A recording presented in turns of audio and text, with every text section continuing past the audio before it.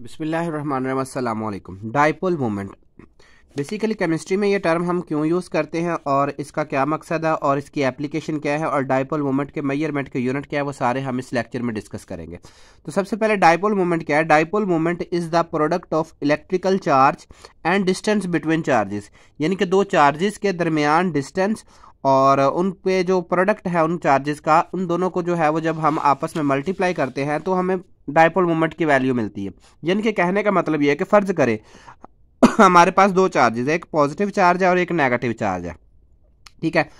इन दोनों के दरमियान जो डिस्टेंस है उसे हम कह लेते हैं कि वो डी है, और इन पर जो चार्ज है उनको हम कह लेते हैं कि वो ई है। तो अब हमारे पास जो डाइपोल मोमेंट की जो डेफिनेशन के मुताबिक जो dipole moment is the product कहते हैं दो वैल्यू को जब हम मल्टीप्लाई करते हैं तो जो हमें रिजल्ट ऑब्टेन होता है उसे हम प्रोडक्ट कहते हैं, ठीक है। तो mu will be equal to D multiply by E. डी क्या है? डिस्टेंस बिटवीन चार्जेस, और ई क्या है? Electrical charge. चार्जेस के ऊपर जो वैल्यू है उसको हम जो है वो ई से रिप्रेजेंट करते हैं। ये एक वेक्टर क्वांटिटी है। वेक्टर क्वांटिटी इसलिए है क्योंकि इसकी एक डायरेक्शन है। मैग्नीट्यूड के साथ साथ हमने डायरेक्शन भी बताने। डायरेक्शन क्या होती है? डायरेक्शन हम ये वाले एरो जो है वो इससे रिप्रेजेंट करते हैं और इसकी टेल पे यहाँ पे एक कट लगाते हैं, और ये जो हेड होता है ये नेगेटिव एटम की जानब होता है या नेगेटिव चार्ज की जानब होता है। तो इसलिए ये एक वेक्टर क्वांटिटी, क्योंकि हम जब भी डाइपोल मोमेंट को रिप्रेजेंट करेंगे केमिस्ट्री में तो हमने एक उसकी डायरेक्शन भी जो है वो स्पेसिफाई करनी है, ठीक है।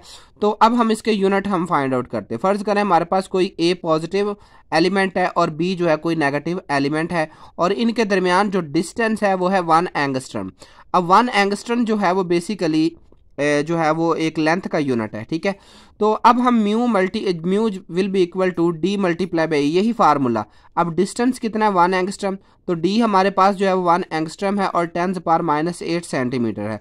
और चार्ज जो है वो हम बेसिकली ये ले रहे हैं जो कि इलेक्ट्रोस्टैटिक यूनिट में जो है वो चार्ज। अब ये चार्ज कौन सा है? ये हम इलेक्ट्रॉन पे जो चार्ज है उसके हिसाब से चल रहे हैं, ठीक है। तो जो चार्ज जो है, चार्ज की वैल्यू हम यहाँ पे अगर रखते हैं 4.8 multiply by 10⁻10 ESU electrostatic unit. Electrostatic unit में चार्ज ऑन इलेक्ट्रॉन, इलेक्ट्रॉन पर जो चार्ज की वैल्यू है वो ये वाली है, ठीक है। तो हम फर्ज कर रहे हैं कि एक पॉजिटिव और एक ये जो नेगेटिव है, इनमें जस्ट जो है ना, मतलब जो नेगेटिव है जाहिर बात है वो एलिमेंट को जो है वो नेगेटिव साइन देते हैं जो इलेक्ट्रॉन गेन करता है। तो हम यहाँ पे ये सपोज कर रहे हैं कि कोई एटम जो है वो, कोई एलिमेंट जो है वो ए था, इसमें से एक इलेक्ट्रॉन इधर गया और इन दोनों के दरमियान जो है वो पॉजिटिव और नेगेटिव जो है वो चार्जेस डेवलप हुए इस तरीके से, और इस पॉजिटिव और नेगेटिव चार्ज के दरमियान जो डिस्टेंस है वो 1 एंगस्ट्रम है। तो इसलिए हमने 1 एंगस्ट्रम जो है वो हमने सपोज किया यहाँ पे, ठीक है। तो 1 एंगस्ट्रम है तो डी की वैल्यू ये है और ई की वैल्यू हमारे पास ये है। अब हमने mu is equal to D multiply by E. डी की जगह पे हम जो है वो 10⁻⁻8 सेंटीमीटर जो है वो करेंगे। ये सेंटीमीटर में जो है ना एंगस्ट्रम की वैल्यू ये होती है, और जो अच्छा उसके बाद जो ई की वैल्यू है वो यहाँ पे हमने ये पुट की। तो जब हमने इन दोनों को मल्टीप्लाई किया तो हमारे पास जो डाइपोल मोमेंट की जो वैल्यू आई है वो है 4.8 multiply by 10⁻18 centimetre ESU electrostatic unit. तो बेसिकली जो इलेक्ट्रोस्टैटिक यूनिट है, डिबे यूनिट सबसे बड़ा है इस वक्त, ठीक है। जो डाइपोल मोमेंट को हम बेसिकली जो रिप्रेजेंट भी करते हैं वो डिबे यूनिट से करते हैं।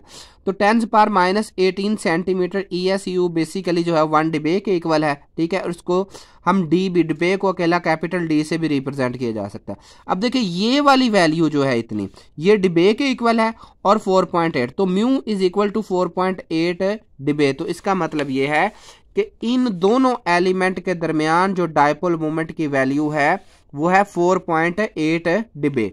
ये होगी नॉन SI यूनिट में वैल्यू। अब हम SI यूनिट में जो है वो डाइपोल मोमेंट की वैल्यू कैलकुलेट करते हैं। तो एग्जाम्पल हमारी यही रहेगी। तो हम सिर्फ यहाँ पे ये करेंगे कि डिस्टेंस जो है वो अब हमने मीटर में ले लेना है, क्योंकि ऐसे यूनिट में जो डिस्टेंस है, जो लेंथ का यूनिट है वो बेसिकली मीटर होता है, ठीक है। तो 1 angstrom that is equal to 10⁻10 metre, और चार्ज ऑन इलेक्ट्रॉन जो SI यूनिट है वो है SI में जो चार्ज ऑन इलेक्ट्रॉन की वैल्यू 1.6022 मल्टीप्लाई बाय 10⁻19 कॉलम। तो फार्मूला क्या है हमारे पास? Mu is equal to D multiply by E. तो डी की जगह हमने ये पुट किया और ई की जगह चार्ज ऑन इलेक्ट्रॉन। तो हमारे पास जो वैल्यू आएगी 1.6022 मल्टीप्लाई बाय 10⁻19 मीटर कॉलम। तो हम ये एक पॉइंट इधर ले जाएंगे। जब हमने पॉइंट इधर लेकर जाना है तो 10 की पावर में एक जो है वो हम इजाफा कर देंगे, तो mu will be equal to 16.022 multiply by 10 power minus 30 metre coulomb. ये मीटर कॉलम का यूनिट है। अब इन दोनों डिबे और मीटर कॉलम के दरमियान जो है वो रिलेशनशिप हमने जो है वो देखना है। बेसिकली क्या हुआ कि हमारे पास यहाँ पे जो म्यू की वैल्यू आई है वो है 4.8 डिबे और यहाँ पर जो म्यू की वैल्यू आई है वो है 16.022 multiply by 10 power minus 30 metre coulomb. तो ये दोनों वैल्यू अगर हम इक्वलाइज करते हैं तो 4.8 को इधर लेकर जाएं तो ये इधर डिवाइड हो जाएगा क्योंकि इधर मल्टीप्लाई हो रहा है और यहाँ पे 1 बच जाएगा। तो 1 debye will be equal to 16.002 multiply by 10 power minus 30 metre coulomb और ये 4.8 इधर डिवाइड होगा तो हमारे पास 1 डिबे बेसिकली आ जाएगा 3.338 multiply by 10 power minus 30 metre coulomb. अब dipole movement of molecule, different molecules जो है वो हम केमिस्ट्री में डील करते हैं, जिसमें सबसे पहले जो है वो हम देखते हैं डाई एटॉमिक मॉलिक्यूल। तो चार्ज सेपरेशन जो है वो बेसिकली डाइपोल मूवमेंट का जो है वो काज बनती है। कहने का मतलब ये है कि अगर दो एटम डिफरेंट है तो उनमें एक ज़्यादा इलेक्ट्रोनेगेटिव होगा और दूसरा जो है वो इलेक्ट्रोपॉजिटिव होगा, तो डाइपोल मूवमेंट डेफिनेटली होगा। लेकिन अगर सेम एटम हो तो डाइपोल मूवमेंट कैंसल आउट हो जाएगा। वो किस तरीके से कि डाई एटॉमिक मॉलिक्यूल बेसिकली दो किस्म के होते हैं। एक होते हैं homonuclear diatomic molecule, ऐसे मॉलिक्यूल जो एक जैसे एटम पर मुश्तमिल हो, जैसा कि H2 में 2 H के जो है ना वो एटम्स है।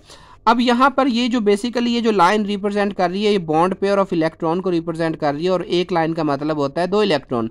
तो अब एक इधर से शेयर हुआ है, एक इधर से शेयर हुआ है, तो दोनों एटम की इलेक्ट्रोनेगेटिविटी है बिल्कुल सेम। मतलब हाइड्रोजन की होती है 2.1, इस हाइड्रोजन की भी है 2.1। तो इलेक्ट्रोनेगेटिविटी वो एबिलिटी होती है एटम की जो एक पूरे कंपाउंड में, एक मॉलिक्यूल में इलेक्ट्रॉन को अपनी तरफ खींचता है। तो जिस पावर से ये इलेक्ट्रॉन का पेयर ये वाला हाइड्रोजन अपने तरफ जो है वो अट्रैक्ट कर रहा है उसी पावर से ये वाला कर रहा है। तो डेफिनेटली रिजल्ट क्या होगा कि जो इलेक्ट्रॉन की डेंसिटी है बिटवीन 2 एटम, यहाँ पे ना इलेक्ट्रॉन इधर होंगे ना इधर होंगे। तो होमो न्यूक्लियर मॉलिक्यूल में इलेक्ट्रॉन की जो है वो बेसिकली चार्ज सेपरेशन हुई नहीं है, इलेक्ट्रॉन की सेपरेशन या अट्रैक्शन हुई नहीं, क्योंकि इलेक्ट्रॉन दोनों तरफ से इक्वली जो है वो अट्रैक्ट हो रहा है। तो जिसका रिजल्ट क्या निकलेगा कि यहाँ पर जो डाइपोल मूवमेंट है वो 0 होगा। सेम O2 और N2 की बात होगी। अब यहाँ पे डबल बॉन्ड और ट्रिपल बॉन्ड आ जाएगा, लेकिन बात वही रहेगी कि जितना इलेक्ट्रोनेगेटिव ये है उतना ही ये है, दोनों सेम पावर से इलेक्ट्रॉन को जो है वो अपनी तरफ अट्रैक्ट कर रहे हैं। दूसरे हेटेरोन्यूक्लियर डाइएटॉमिक मॉलिक्यूल, जैसा कि हम यहाँ पे HF की बात करें तो फ्लोरीन की इलेक्ट्रोनेगेटिविटी बेसिकली 4.0 होती है, जबकि हाइड्रोजन की इलेक्ट्रोनेगेटिविटी 2.1 होती है। अब इन दोनों में इलेक्ट्रोनेगेटिविटी का डिफरेंस है, फ्लोरीन की इलेक्ट्रोनेगेटिविटी ज्यादा है, तो ये वाला जो इलेक्ट्रॉन का पेयर है बेसिकली ये फ्लोरीन की तरफ ज्यादा होगा। ठीक है, अब फ्लोरीन की तरफ ज्यादा हुआ जिसकी वजह से क्या हुआ, चार्ज सेपरेशन हो गई। चार्ज सेपरेशन इस तरीके से हुई है कि ये वाला इलेक्ट्रॉन ज्यादा फ्लोरीन की तरफ है, जिसकी वजह से इसके ऊपर क्या आ गया, पार्शियल नेगेटिव, और इसके ऊपर क्या आ गया, पार्शियल पॉजिटिव चार्ज आ गया। तो अब इस तरीके से इसका जो डाइपोल मूवमेंट है वो बेसिकली 1.91 डिबे होगा। सेम इसी तरीके से HCl का है और HBr का है, क्योंकि ये सारे जो है वो हेटेरोएटॉमिक या हेटेरोन्यूक्लियर डाइएटॉमिक मॉलिक्यूल है। अब आ जाती है आगे बारी पोली एटॉमिक मॉलिक्यूल। देखिए पोली एटॉमिक मॉलिक्यूल ऐसे एटम को हम कंसीडर करते हैं जो 2 से ज्यादा हो। ठीक है, तो in polyatomic molecules every 2 bonded atom have their dipole moment. अब पोली एटॉमिक मॉलिक्यूल में देखें, सबसे पहले हम यहाँ पे H2 की बात करते हैं। अब यहाँ पे जो हम H2 की बात कर रहे हैं तो H2 का कुछ स्ट्रक्चर इस तरीके से है। ठीक है, तो अब यहाँ से ये वाले इसका और इसका, इन 2 एटम का अलग डाइपोल मूवमेंट है और इसका जो है वो इनका अलग डाइपोल मूवमेंट है। अब 2 डाइपोल मूवमेंट है वाटर के मॉलिक्यूल में। ठीक है, तो अब ओवरऑल जो रिजल्ट होगा वो इन दोनों डाइपोल मूवमेंट के सम अप की वजह से होगा। मतलब एक हाइड्रोजन और ऑक्सीजन के आपस में इलेक्ट्रोनेगेटिविटी डिफरेंस होने की वजह से यहाँ पे एक डाइपोल मूवमेंट है, दूसरा हाइड्रोजन और इस ऑक्सीजन का आपस में इलेक्ट्रोनेगेटिविटी डिफरेंस होने की वजह से यहाँ पर जो है वो डाइपोल मूवमेंट है। तो यहाँ पे बेसिकली 2 बॉन्ड मूवमेंट्स है, बेसिकली 2 डाइपोल मूवमेंट है। अब नेट डाइपोल मूवमेंट क्या होता है, रिजल्टेंट ऑफ बॉन्ड मूवमेंट, कि जितने डाइपोल मूवमेंट है इन सब का जो है वो रिजल्टेंट जो है वो बेसिकली इस वाटर के मॉलिक्यूल का डाइपोल मोमेंट है कहलाएगा। सेम यहाँ पे हाइड्रोजन अमोनिया की एग्जांपल ले तो इस नाइट्रोजन का इस हाइड्रोजन के साथ एक डायपोल मोमेंट है, दूसरा इस नाइट्रोजन का इसके साथ है और तीसरा इसके साथ। तो इसका मतलब यह है कि NH3 में 3 डायपोल मोमेंट है। तो इसका ओवरऑल रिजल्टेंट जो है वो हम इन सब डायपोल मोमेंट को जब प्लस करेंगे तो फिर फाइनलाइज इसको रिप्रेजेंट करेंगे। ये आगे एग्जाम्पल में हम ये देखते हैं। इसी तरह से ये हम मीथेन की बात लेते हैं। यहाँ पे इस कार्बन और इस हाइड्रोजन का जो डायपोल मोमेंट है, इसी तरीके से इस कार्बन और इस हाइड्रोजन का डायपोल मोमेंट है, ये सारे 4 डायपोल मोमेंट होंगे। ठीक है, तो अब जो है वो हम इसको अगर हम रिप्रेजेंट करना चाहें ग्राफिकली तो हम किस तरीके से रिप्रेजेंट कर सकते हैं। फर्ज करें हमारे पास AB2 टाइप मालिक्यूल है जिसमें 1 और 2, मतलब हम वाटर के मालिक्यूल को ले लेते हैं कि ये A है, ये 2 एटम के 2 जो है वो AB एटम्स है। तो अब डायपोल मोमेंट हमने रिप्रेजेंट करना है। तो ये हमारे पास एटम यहाँ पर A है, इसका बॉन्ड यहाँ से B एटम के साथ एक तरफ इधर बना हुआ और एक तरफ इधर बना हुआ है। तो अब इसका और इसका डायपोल मोमेंट जो है वो ये होगा म्यू AB, और इसका डायपोल मोमेंट जो है वो बेसिकली म्यू AB हो जाएगा। ठीक है, क्योंकि दोनों का सेपरेट लेना है। अब हमने उसका रिजल्टेंट निकालना है। तो रिजल्टेंट हम सेंटर में एक नया वेक्टर लेते हैं जिसको हम म्यू से रिप्रेजेंट करते हैं, और ये डायपोल मोमेंट पूरे मॉलिक्यूल को रिप्रेजेंट कर रहा है। यहाँ से यहाँ तक एंगल थीटा है और यहाँ का यहाँ से जो है वो θ/2 हो जाएगा। तो यहाँ पे अब म्यू जो है वो मैथमेटिकल हम इसको किस तरीके से रिप्रेजेंट कर सकते हैं, mu is equal to 2 mu AB, क्योंकि एक डायपोल मोमेंट ये बन रहा है और एक ये बन रहा है, तो लिहाजा ये 2 म्यू AB हो जाएगा कॉज ऑफ θ/2।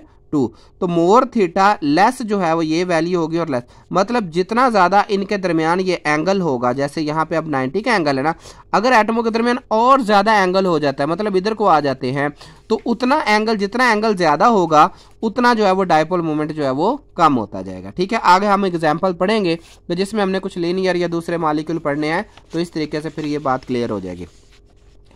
तो अब net dipole moment basically direction of bond को भी रिप्रेजेंट कर रहा है, जैसा कि हमने यहाँ पे किया है कि नेट डायपोल मोमेंट से हमें यहाँ पता चल रहा है कि A और B का आपस में, और एक A और B का इधर है। तो यहाँ पे हमें ये वाली जो लाइन है बेसिकली बॉन्ड को रिप्रेजेंट कर रही है। ठीक है, तो अब आ जाती है हमारी एप्लीकेशन ऑफ डायपोल मोमेंट, और इसके साथ जो है वो अब सबसे पहले कि कंपैरिजन ऑफ रिलेटिव पोलैरिटीज के डायपोल मोमेंट से हमने क्या करना है, रिलेटिव पोलैरिटी फाइंड आउट करनी। कैसे जी, greater the electronegativity difference, EN से मुराद इलेक्ट्रो और N से मुराद negativity, greater electronegativity difference, greater polarities, greater dipole moment. जैसा कि अब हम HF की बात करें तो यहाँ पे फ्लोरीन की इलेक्ट्रोनेगेटिविटी 4.0 है और इसकी 2.1 है, तो इन दोनों के दरमियान जो डिफरेंस है वो 1.9 का है। तो सबसे ज्यादा डायपोल मोमेंट हैलोजेंस में HF का है, दूसरे नंबर पे ACl, तीसरे नंबर पे HB और चौथे नंबर पे जो है वो हमारे पास HI है।